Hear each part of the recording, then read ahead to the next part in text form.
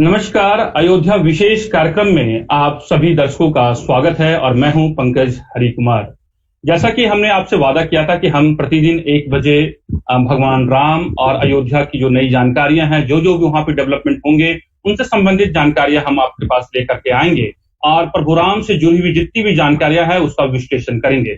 आज भी हमारे साथ जुड़े हुए हैं आचार्य राज मिश्रा जी, जुड़े हुए हैं जो तमाम जो भगवान राम और उनसे जुड़ी हुई जानकारियां हैं वो आपसे साझा करेंगे और आपको एक एक बारीक बात जो हमारे सनातन पुराण में लिखी हुई है, हमारे धर्म ग्रंथों में लिखा गया है और उसका क्या महत्व है, इन सब की जानकारी देंगे। तो सबसे पहले हम आचार्य राज मिश्रा जी का स्वागत कर लेते हैं। जी, जय श्री राम। बहुत धन्यवाद। जी, जय श्री राम। आज का जो विषय है वो विषय है अयोध्या से ही जुड़ी हुई है और भगवान राम से ही जुड़ी हुई है। आपको मालूम है कि 5 अगस्त को प्रधानमंत्री मोदी वहां जाएंगे, भूमि पूजन करेंगे और जैसे जैसे जो है वो तारीख नजदीक होते जा रहा है वैसे ही राम भक्तों में उत्साह और उमंग जो है वो बढ़ता जा रहा है, उत्सुकता बढ़ती जा रही है। आपको मैं बताऊं कि आज जो उत्तर प्रदेश के मुख्यमंत्री हैं योगी आदित्यनाथ, आज वो तमाम जो वहां जो एक पूरा जो कार्यक्रम की तैयारियां जो चल रही हैं उन तैयारियों का जायजा लेने के लिए वहां जा रहे हैं। एक जानकारी मैं अपने दर्शकों को साझा कर दूं और अब अपने विषय पर लौटते हैं।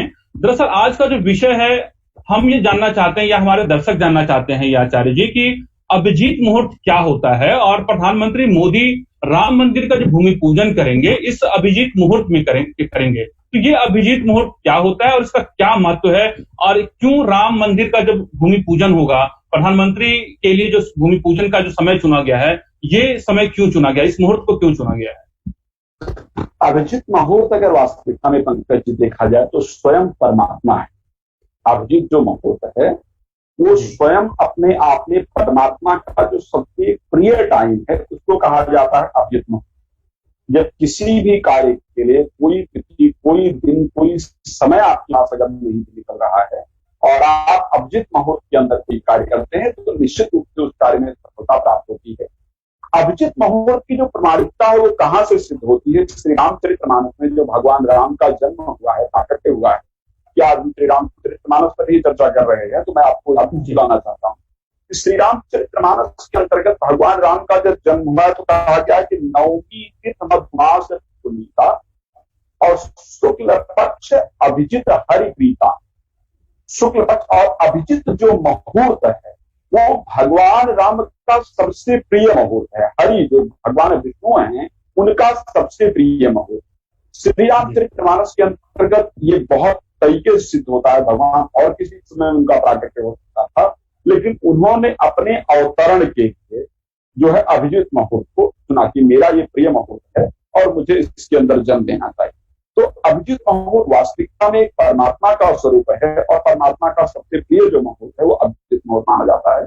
उसके साथ अगर हम भागवत के अंदर जाते हैं तो भागवत के 11वें स्कंद के 16वें अध्याय में 27वां नंबर श्लोक है जहां पर भगवान कृष्ण ने अपने मुख से स्वयं कहा है कि मासा नाम मार्ग शीर्षो हम, मतलब मासों में मैं स्वयं मार्ग शीर्ष हूं। मासा नाम मार्ग शीर्षो हम नक्षत्राणाम तथा अभिजित, मैं मुहूर्तों में और नक्षत्रों में अभिजित मैं स्वयं, कोई और नहीं। तो अभिजित मुहूर्त की जो एक अपने आप में महत्ता है वो भगवान ने खुद अपने मुख से उसका वर्णन किया है। किस मुहूर्त के अंदर यदि कोई कार्य किया जाए तो वो कार्य कभी निष्फल नहीं होता है और उस कार्य का जो लाभ है वो हमें प्राप्त होता है। अब वास्तविकता में अभिजित मुहूर्त क्या है अगर इसमें ज्योतिषीय विश्लेषण करेंगे तो अभिजित हमारे ज्योतिष शास्त्र में टोटल 15 मुहूर्तों का वर्णन, 15 मुहूर्तों का हमारे ज्योतिष शास्त्र के अंदर टोटल वर्णन। जिस प्रकार आपके शरीर का जो हृदय है वो शरीर का सबसे महत्वपूर्ण हिस्सों में से है ना, मस्तिष्क और हृदय आपका सबसे, अगर आपका हृदय रुक जाए तो ऐसी परिस्थिति के अंतर्गत बेहतर नहीं हो सकते हैं आप, जीवन मतलब आप जीने की परिस्थिति नहीं रह सकते। या अगर किसी पर सबसे विशेष ध्यान दिया जाता है अंगों के ऊपर तो आपके हृदय के ऊपर विशेष ध्यान दिया जाता है कि हमारे मस्तिष्क में, हमारे हृदय में कोई प्रॉब्लम नहीं होनी चाहिए। अगर आपका हृदय परफेक्ट है, आपका हृदय अच्छा है, वो दोनों पर्पज में उठा करके देखा जाए, मेडिकल की कंडीशन में देखा जाए तो वे हृदय एक बहुत महत्वपूर्ण स्थान रखता है, व्यक्ति का हृदय अच्छा है तो व्यक्ति को बचाया जा सकता है।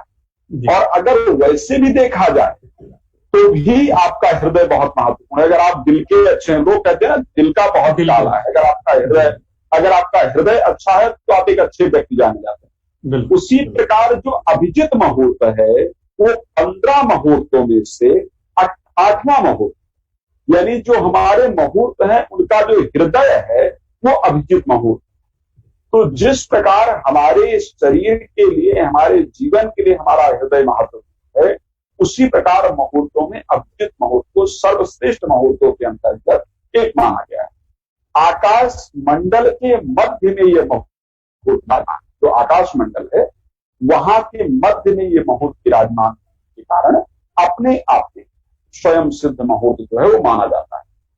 क्योंकि आज सभी दर्शक सुन रहे हैं और मुझे नहीं लगता है कि संभवतः हो सकता है कि बहुत अच्छी जानकारी प्राप्त हो पाती हो, या अभिजित मुहूर्त के बारे में लोगों ने सुना जरूर होगा। आज पूजन हो रहा है तो जरूर इसको लेकर चर्चा हो रही है, नहीं तो अभिजित मुहूर्त की कभी इतनी गहराई मुझे नहीं लगता कि चर्चा हुई। नहीं, यही तो हमारे कार्यक्रम की खासियत है कि हम उन जो सनातन जो शब्द हैं या जो प्रक्रिया है या फिर वो जो हमारे जो अभी तक लोग भूल गए हैं उस पर जो जितने भी मुहूर्त के बारे में, हम चाहते हैं कि वो दोबारा से वो लौट करके आए और आपके मुखारबिन से जब आप वो वर्णन करते हैं तो ऐसा लगता है कि साक्षात प्रभु राम का जो वर्णन जब आप करते हैं तो वो अपने आप में अद्भुत होता है। मेरा सौभाग्य है कि आप लोग इतना पसंद करते हैं और मैं समस्त दर्शकों का भी धन्यवाद करता हूं जो इतने कार्यक्रम को पसंद करते हैं। बाकी जो चीजें, तो अभिजित मुहूर्त क्या है? जब भी सूर्य उदय होता है, सूर्य पूरे दिवस को अगर ज्योतिष शास्त्र के अंतर्गत में उठा करके देखा जाए तो 12 घंटे का एक दिवस माना जाता है। 12 घंटे का जो दिन है 12 घंटा दिवस में कन्वर्ट मतलब माना जाता है और 12 घंटे को रात्रि में माना जाता है, जो गणना की जाती है उसके अकॉर्डिंग है। तो जो 12 घंटे का दिवस है उसमें 5 घंटे 36 मिनट के बाद, यानी अगर आज मान लेते हैं कि सूर्य उदय जो हमारा हुआ है तो अगर 6 बजे हुआ है तो 11:36 पर अभिजित मुहूर्त प्रारंभ होगा। यानी मध्य के समय अभिजित मुहूर्त हमेशा दिवस के मध्य के अंदर आता है। वो सूर्य उदय से लेकर के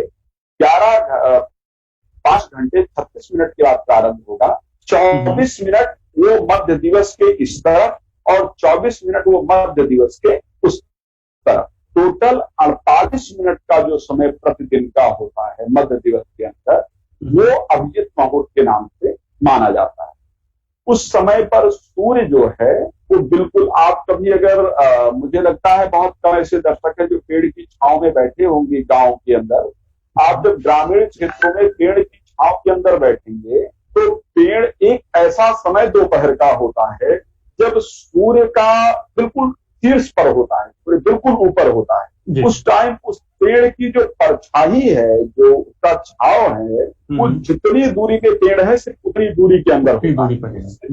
उससे पहले वो जो है इधर या उधर हो जाता है। तो गांव के जो वृद्ध लोग हैं, जो गांव में पहले आप लोग जानते हैं घड़ियों का प्रयोग अब होना शुरू हो गया है, पहले गांव में घड़ी इत्यादि नहीं हुआ था, तो हाथ में घड़ी नहीं बांधा करते। तो मैंने अपने सामने अपने बाबा जी को, जो है मेरे जो बाबा जी थे उनको मैंने अपने सामने सिर्फ सूर्य को देख करके समय को निर्धारित करते हुए देखा। वो उस पेड़ की जो छांव है उसको देख करके ये निर्धारण किया करते थे कि ये समय जो है इस टाइम पर ये वाला टाइम प्रारंभ होगा। तो जब सूर्य बिल्कुल ऊपर होता है, यानी ये कह सकते हैं कि जब सूर्य का पूर्ण प्रकाश धरती के ऊपर होता है, जब सूर्य की पूर्ण एनर्जी धरती के ऊपर होती है, तो वो समय मध्याह्न का समय होता है, वो अभिजित मुहूर्त का समय होता है। तो अभिजित मुहूर्त जो है वो अपने आप में बहुत महत्वपूर्ण मुहूर्त है और सभी शास्त्रों के अंतर्गत, चाहे वो भागवत में उठा करके देखा जाए, चाहे रामचरितमानस में देखा जाए, चाहे युद्ध में देखा जाए, इस मुहूर्त को बहुत महत्व। अच्छा आचार्य जी, जो बात आपने की है इसका मतलब ये है कि जो हमारा दिन, जो प्रत्येक दिन जो है उसमें जो 48 मिनट का जो समय होता है वो अभिजित मुहूर्त होता है। हाँ, तो जानकारी आप हाँ, प्रतिदिन जो समय आता है वो प्रतिदिन के समय में जो हमारा मध्याह्न का टाइम जो 48 मिनट का हमारा समय होता है वो अभिजित मुहूर्त के अंतर्गत ही आता है। और इस 48 मिनट में कोई भी किया गया कार्य, कि परमात्मा स्वयं कहते हैं कि मैं अभिजीत मुहूर्त का स्वयं, तो ऐसी परिस्थिति के अंतर्गत यदि कोई भी कार्य किया जाता है तो वो कार्य निश्चित रूप से अच्छी सफलता प्रदान करता है। मतलब ये है कि अगर कोई, जैसे हम लोग क्या करते हैं कि ज्योतिषाचार्य या फिर जो विद्वत जन होते हैं, विद्वान जन होते हैं या पुरोहित होते हैं, चाहे वो शहर हो चाहे ग्रामीण इलाका हो, जब हम कोई भी काम करते हैं तो एक मन में, क्योंकि हम सनातन परंपरा को पालन करते हैं, तो ये होता है कि हम किसी शुभ मुहूर्त में काम करें।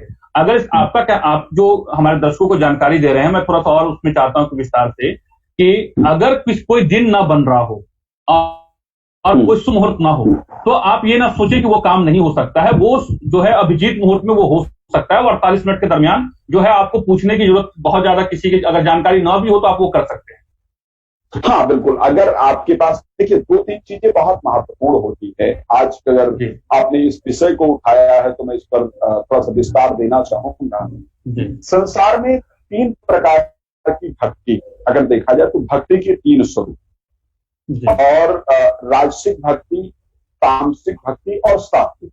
सात्विक भक्ति, राजसिक भक्ति और तामसिक भक्ति, ये 3 प्रकार की। हमें कई बार मैंने लोगों को कहते हुए सुना है कि भगवान की आराधना करनी है, भगवान की पूजा करनी है, उसके लिए समय क्या देखना, जब मर्जी भगवान की पूजा कर सकते हैं, जब मर्जी भगवान की आराधना कर सकते हैं, भगवान को प्रसन्न होते हैं। मैं इसको डिनाई नहीं करता, भगवान प्रसन्न होते हैं, इसमें कोई दो राय नहीं, आप कभी भी उनकी पूजा कर सकते हैं।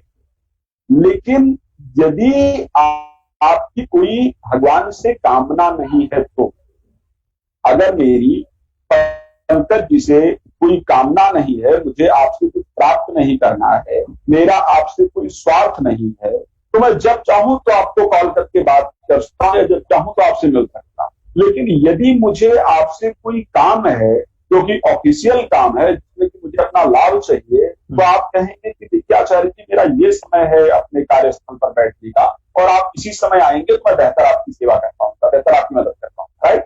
तो इसी प्रकार भक्ति के जो 3 सूत्र हैं, राजसिक भक्ति, तामसिक भक्ति और सात्विक भक्ति, जब भी हम सात्विक भक्ति हमें करना हो, जिसमें कि हमारी इच्छा मोक्ष प्राप्ति को लेकर के भी ना हो कि हमें मोक्ष प्राप्त करना है, अगर मोक्ष प्राप्त भी करना है तो भी फिर वो राजसिक भक्ति के अंतर्गत आता है। अगर मोक्ष प्राप्ति भी तुझे करना है कि मुझे मरणोपरांत मोक्ष चाहिए, तो इसका मतलब वो भक्ति मेरी राजसिक भक्ति में कन्वर्ट हो। अगर मेरी कोई कामना नहीं है तो मैं भगवान की जब मर्जी पूजा करता, लेकिन अगर मेरी कोई भी कामना है, जो कि आज की जनरल होती है, कोई ऐसा है ही नहीं जो बिना कामना के भगवान की पूजा कर रहा हो। आज हम मंदिरों में 5 रुपए की बूंदी चढ़ा करके और 5 करोड़ रुपए का जो है वो उम्मीद रखते हैं कि भगवान हमें देगा, है नहीं? या हम कहते हैं कि हम बहुत दिन से भगवान के मंदिर में चल रहा है, रिजल्ट नहीं मिलता है, बहुत सारी चीजें। तो जब भी आपकी कोई कामना होती है तो उस कामना के अंतर्गत मुहूर्त का देखा जाना बहुत महत्वपूर्ण होता है। और उसमें यदि आपको दिन में किसी प्रकार का मुहूर्त नहीं प्राप्त हो रहा हो, ऐसे कंडीशन के अंदर अगर आप अभिजीत मुहूर्त को सेलेक्ट करते हैं, अभिजीत मुहूर्त को चुनते हैं, आपको अभिजीत मुहूर्त के लिए बस सबसे महत्वपूर्ण, वैसे प्रतिदिन 11:45 से जनरली अभिजीत मुहूर्त प्रारंभ होता है, लेकिन डिपेंड करता है सूर्य उदय कितने बजे हुआ। ये ध्यान रखिए, जो भी दर्शक इस कार्यक्रम को सुन रहे हैं, मैं उनको बताना चाहता हूँ सूर्य उदय हम बड़ी आसानी से किसी भी दिन का पता कर सकते हैं। आज हमारे पास मोबाइल इत्यादि की बड़ी सारी सुविधाएं, सूर्योदय, आप किस क्षेत्र में रहते हैं, आपके वहां का सूर्योदय आज का क्या है, आपने देख लिया कि आज मेरे शहर का जो सूर्योदय है वो 5:50 है, या 5 बजे है, या 5:30 या 6 बजे है, या 7 बजे है। ठंडियों में जनरली सूर्योदय लेट होता है, 6 बजे है, 7 बजे है। तो ऐसी कंडीशन में जब सूर्य उदय हुआ है, तब से लेकर के आप 5 घंटे 36 मिनट काउंट करना। 5 घंटे 36 मिनट, हाँ 5 घंटे 36 मिनट काउंट कर लीजिए सूर्य उदय के बाद। तो जब 5 घंटे 36 मिनट जो है वो खत्म होते हैं, तब प्रारंभ होता है अभिजीत मुहूर्त। 5 घंटे 36 मिनट के बाद अभिजीत मुहूर्त प्रारंभ होता है, और वो 48 मिनट टोटल रहे। 5 घंटे 36 मिनट के बाद का जो 48 मिनट का समय होगा वो अभिजीत मुहूर्त का होगा। तो उस समय पर यदि आपको कोई भी कार्य करना है, चाहे वो भगवान की आपको पूजा करनी है तो आप पूजा भी कर सकते हैं। बहुत सारे लोग लेट सो के उठते हैं, तो उस टाइम भगवान की पूजा कर सकते हैं। विद्वान ब्राह्मण त्रिकाल संध्या करता है, गायत्री करता है, दोपहर के अंदर भी तो इस टाइम पर गायत्री का किया गया जो बहुत फायदा देने वाला होता है। अगर घर के अंदर आर्थिक परिस्थितियां खराब है तो उसके लिए अगर हम कोई पूजा पाठ करते हैं तो भी बहुत लाभप्रद होता है। हम किसी प्रकार का गृह प्रवेश करना चाहते हैं, भूमि पूजन करना चाहते हैं, या हम कोई रोका इत्यादि, मतलब कोई भी धार्मिक कृत्य करना चाहते हैं जो हमारे अपने लाभ के लिए है, तो उसके निमित्त हम अभिजित मुहूर्त को यदि चुनते हैं तो निश्चित रूप से हमें उसका अच्छा लाभ जरूर प्राप्त होता है। तो ये प्रतिदिन का समय है, जब भी कोई कामना के लिए पूजा करनी हो तो अभिजित मुहूर्त को किया जा सकता है, कोई दिक्कत नहीं। जी अच्छा आचार्य जी, अभिजीत मुहूर्त की बात आपने की है। जैसे आपने उसमें 3 अलग अलग जो है आपने बात की है कि आपने सात्विक जो है तामसिक और राजसिक की बात। जी हाँ, तो मेरा ये कहना है कि जो ये दोपहर का जो वक्त आपने कहा है, उस जो हमारा हम जो जिसकी बात कर रहे हैं, अभिजीत मुहूर्त की बात कह रहे हैं, तो क्या इस मुहूर्त में वो तीनों पूजा स्वीकार्य होती है, या फिर बिल्कुल आप जो है जिन 3 आपने विधि की बात की है, वो तीनों उसमें बिल्कुल फलदायी होता है, या फिर ऐसा नहीं है? तामसिक पूजन के लिए रात्रि का समय ही निर्धारित किया जा सकता है। तामसिक पूजन के लिए जो दिवस का समय है वो बहुत बेहतर नहीं माना जाता। अभिजित मुहूर्त परमात्मा का प्रिय मुहूर्त है, ये देखना होगा। अभिजित मुहूर्त के लिए जैसा कि मैंने बताया कि भागवत के अंदर भगवान कृष्ण ने खुद कहा कि मैं मुहूर्तों में अभिजित, या रामायण के अंतर्गत भगवान राम ने खुद उस मुहूर्त को चुना कि शुक्ल पक्ष अभिजित है का। तो परमात्मा किसी का नुकसान करने के लिए नहीं हो सकता है, नहीं, परमात्मा नुकसान किसी का नहीं करते। तो यहाँ पर अगर आप तामसिक रूप से पूजन कर रहे हैं तो अभिजित मुहूर्त आपको लाभ नहीं दे सकता। आप किसी को मारने के लिए पूजा कर रहे हैं, आप बाकी चीजों के लिए कर रहे हैं, नुकसान करने के लिए किसी को कर रहे हैं, नकारात्मक अगर भाव से कोई पूजा कर रहे हैं, किसी को नुकसान पहुंचाने से तो नहीं हो, हाँ, तो फिर नहीं हो सकता है। लेकिन जैसा कि भगवान विष्णु पालन करता है इस संसार के, जो भी संसार में हमारा आर्थिक जो परिस्थितियां हैं, जो परिवार को बेहतर रखने की परिस्थिति है, वो भगवान विष्णु के आशीर्वाद से हमारी बेहतर है। तो यदि हमें पारिवारिक परिस्थिति हमारे घर में मान लेते हैं गृह क्लेश इत्यादि है, हमें उसको ठीक करने के लिए पूजा करनी है, या वंश की वृद्धि नहीं हो रही, संतान इत्यादि नहीं है, हमें उसको बेहतर करने के लिए पूजा करनी है, या फिर हमें भूमि इत्यादि का पूजन करना है जो कि हमें होने जा रहा है, या हमारे घर में धन इत्यादि का बहुत कमी रहती है उसके लिए। तो जो ये कामनाएं, खासकर जो राजसिक कामनाएं, आप जानते हैं कि दिवस का भी 3 प्रकार का समय होता है। प्रातः जो होता है उसको सात्विक पूजा के लिए विशेष माना जाता है, तो प्रातः का समय है उसको सात्विक माना जाता है, और दोपहर का जो मध्याह्न का टाइम है उसको राजसिक पूजा के लिए विशेष रूप से माना जाता है, और जो रात्रि का समय उसको तामसिक पूजा के लिए माना जाता है। जी। तो यदि दोपहर के समय को उठा करके देखा जाए तो जितनी आप खासकर राजसिक प्रवृत्तियां हैं, उस राजसिक प्रवृत्ति को लेकर के जो कोई पूजा करना चाहते हैं उसका आपको अच्छा फल प्राप्त होता है। और राजसिक प्रवृत्ति के साथ साथ यदि आपकी कोई सात्विक प्रवृत्ति कि नहीं, मुझे नहीं कोई कुछ चाहिए, मुझे तो सिर्फ परमात्मा की आराधना करना है, मुझे परमात्मा का ध्यान है, तो ऐसी परिस्थिति के अंतर्गत भी जो आप पूजा करते हैं उसका आपको बहुत अच्छा फल होता है।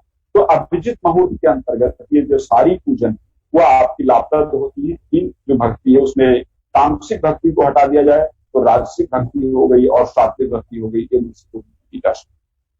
जी आचार्य जी, इसमें एक बात, जो अभिजीत का जो संधि विच्छेद है, जो अर्थ है वो है विजेता, माने अभिजीत का अर्थ होता है विजेता और मुहूर्त का होता है समय। तो एक मैं जब जानकारी मैं थोड़ा जुटा रहा था थोड़ी सी, मैं तो उसमें मैंने देखा कि उसमें ये कहा गया है कि अभिजीत मुहूर्त के दौरान भगवान शिव ने राक्षस त्रिपुरासुर का संहार किया था, और इसके अलावा अभिजीत मुहूर्त में भगवान विष्णु का आशीर्वाद है, जो इस मुहूर्त की मुद्रा के दौरान अपने सुदर्शन चक्र से असंख्य दोषों का नाश करते हैं। और मान्यताओं के अनुसार यदि किसी भी शुभ काम में लग्न का अभाव हो तो अभिजीत मुहूर्त का प्रयोग करना चाहिए। तो अयोध्या भगवान राम की जन्मभूमि है और खुद जो है वो विष्णु का अवतार है।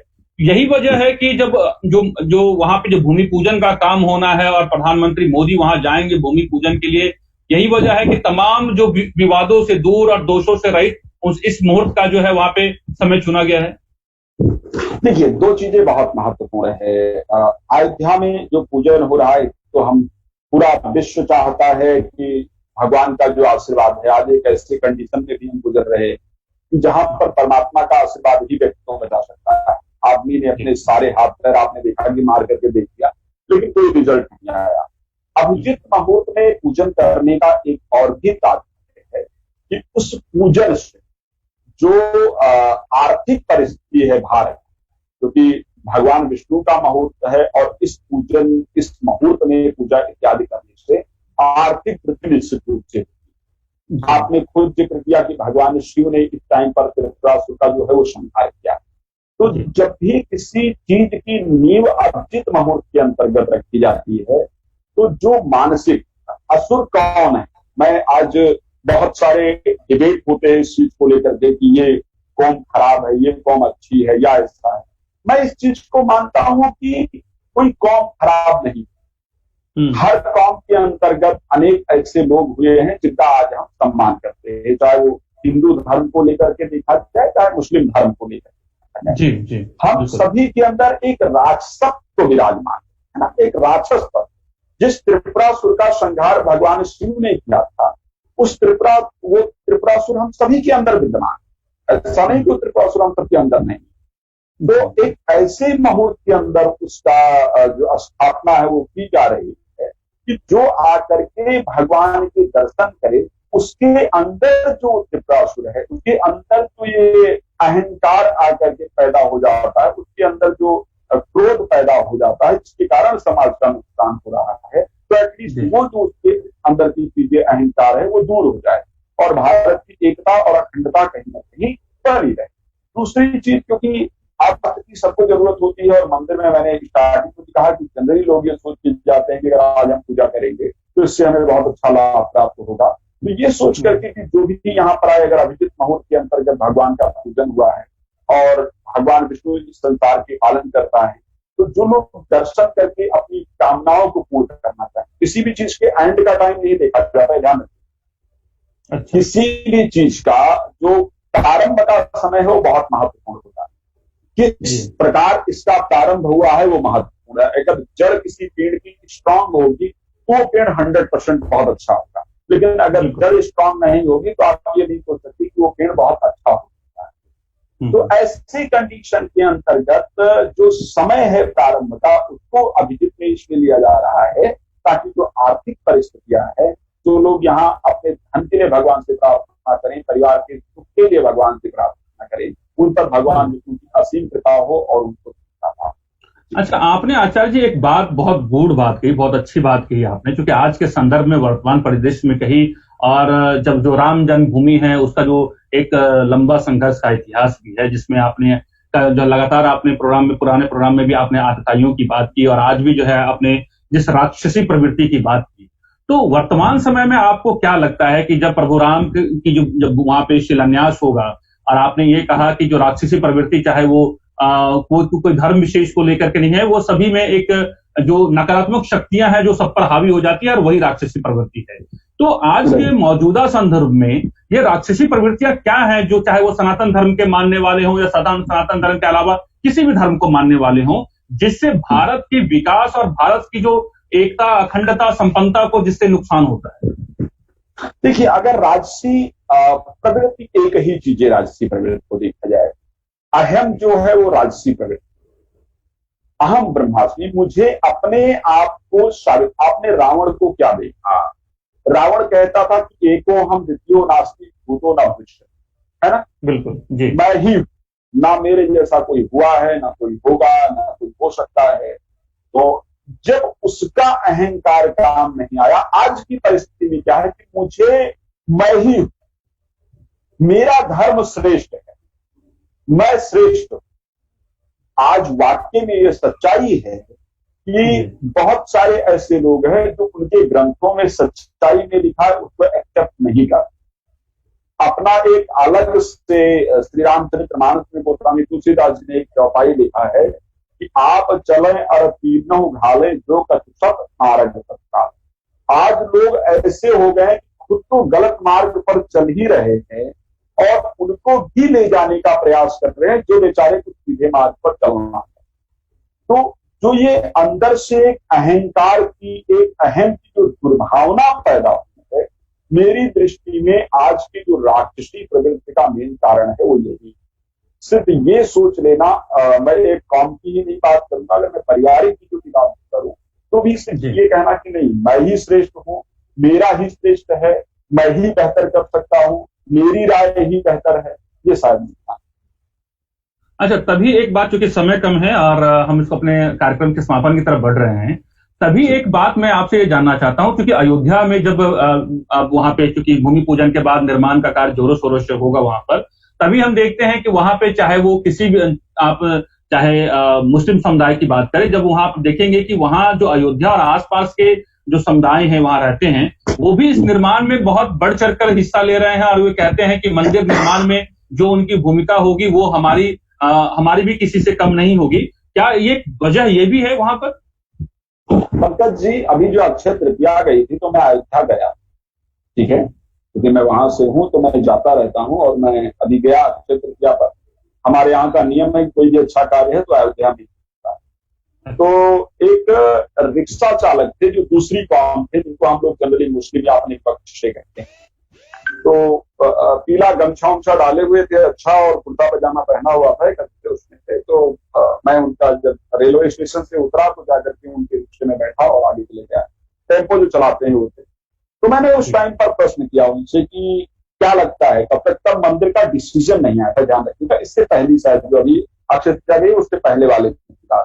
तो मैंने कहा क्या लगता है आपको यहाँ पर क्या बनना चाहिए? तो उन्होंने मुझे उत्तर दिया मंदिर बने तो ज्यादा अच्छा। तो मैंने कहा हाँ, अब मुझे नहीं पता था कि ये व्यक्ति है किस कौन। तो मैंने कहा अच्छा, अच्छी बात है, होना चाहिए, लेकिन बहुत सारे कोर्ट के अरे कह रहे सब खत्म करके भैया मंदिर बनाना चाहिए। उनको भी नहीं पता था कि मैं कौन हूँ, और मैं भी नहीं जानता था कि वो व्यक्ति वाकई में किस कौम से। तो बहुत सारी बातचीत हुई और वो रास्ते में कहते गए कि यहाँ पर ऐसा होना चाहिए, बेहतर है, हम तो बड़े सपोर्ट कर रहे हैं, बहुत सारी बात। लास्ट में मैंने पूछा कि आपका नाम क्या है? जब मैं उतरने वाला हुआ तो मैंने उससे पूछा कि नाम क्या है? तो जब उसने अपना नाम बताया तो मैंने कहा आप कैसे सपोर्ट कर सकते हैं, आप बाकी आप लोग के साथ विरोध कर रहे हैं। बोले भैया एक बात बताओ, आप अयोध्या में जाओगे तो खड़ाऊ बनाने वाला कौन मिलेगा? मुस्लिम मिलेगा। बोला आप अधिकतम यहाँ रिक्शा चालक या टेम्पो चालक हैं, आप इनको देख लीजिए, लोग मुस्लिम हैं। यज्ञोपवीत बेचने वाला, जो हम लोग जनेऊ पहनते हैं, वो जनेऊ बेचने वाला अधिकतम वहां पर मुस्लिम मिलेगा। एक धूप का एक वृक्ष होता है, धूप जो हम जलाते हैं ना आपको, जी हाँ, वो हमारे अयोध्या के अंदर उसको लकड़ी ही लाई जाती है, उसको लकड़ी देखा जाता है।